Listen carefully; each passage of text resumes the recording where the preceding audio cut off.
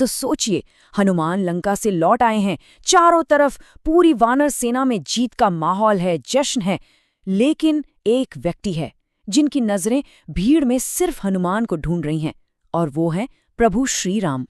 जैसे ही हनुमान सामने आते हैं, पूरी सभा एकदम शांत हो जाती है। माहौल में एक अजीब सा तनाव है और श्री राम का सवाल बहुत सीधा है, बेचैनी से भरा हुआ। वो कोई लंबी चौड़ी कहानी नहीं सुनना चाहते, बस एक जवाब चाहते हैं, सीता कैसी है। लेकिन हनुमान कुछ नहीं कहते, बिल्कुल खामोश। वो चुपचाप श्री राम की ओर बढ़ते हैं, और उनकी ये खामोशी श्री राम की बेचैनी को जैसे और बढ़ा रही है। फिर वे अपनी कमर से कुछ निकालते हैं और प्रभु के सामने रख देते हैं। ये कोई मामूली चीज नहीं है, ये है सीता जी की चूड़ामणि, उनके माथे का गहना।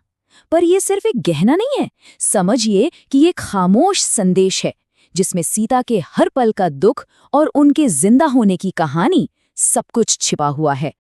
और जैसे ही श्री राम उस मणि को देखते हैं, उनका सारा संयम मानो टूट जाता है। वो उसे दोनों हाथों से उठाते हैं और अपने सीने से, अपने हृदय से ऐसे लगा लेते हैं जैसे वो कोई गहना नहीं बल्कि खुद सीता ही हो।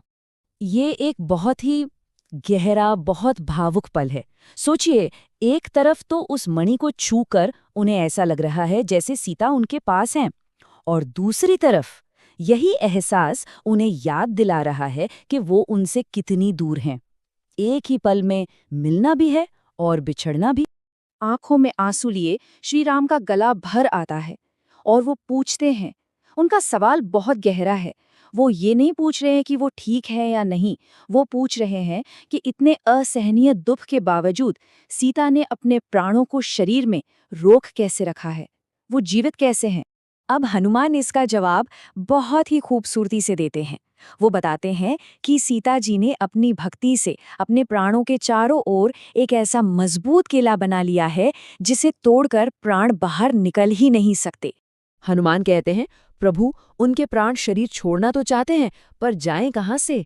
होठों पर दिन रात आपके नाम का पहरा लगा है, हृदय के दरवाजे पर आपके ध्यान का ताला है, और आंखें कहीं और देखती ही नहीं, सिर्फ अपने पैरों पर झुकी रहती हैं।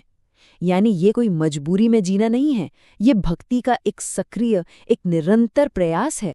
ये सुनकर त्रिभुवन के स्वामी श्रीराम अपने आंसू नहीं रोक पाते। उनका वो दिव्य स्वरूप एक पल के लिए जैसे पीछे हट जाता है, और वे एक आम इंसान की तरह फूट फूट कर रो पड़ते हैं और हनुमान को अपने गले से लगा लेते हैं। ये सीता के प्रेम की गहराई और हनुमान की सेवा का असर है। और उसी भावुक पल में श्री राम अपने सबसे बड़े भक्त हनुमान से कहते हैं, हनुमान, मैं तेरा ये कर्ज कभी नहीं चुका पाऊंगा। ये दिखाता है कि जब भक्ति सच्ची होती है ना, तो भगवान खुद भक्त के कर्जदार हो जाते हैं। शायद यही है भगवान और भक्त का सबसे गहरा रिश्ता। तो ये कहानी हमें प्रेम, वियोग और भक्ति जैसे विषयों पर सोचने के लिए छोड़ जाती है। ये हमें एक सवाल पूछने पर मजबूर करती है कि भगवान और भक्त के बीच जो प्रेम होता है, उसकी असली गहराई क्या होती है? क्या उसकी कोई सीमा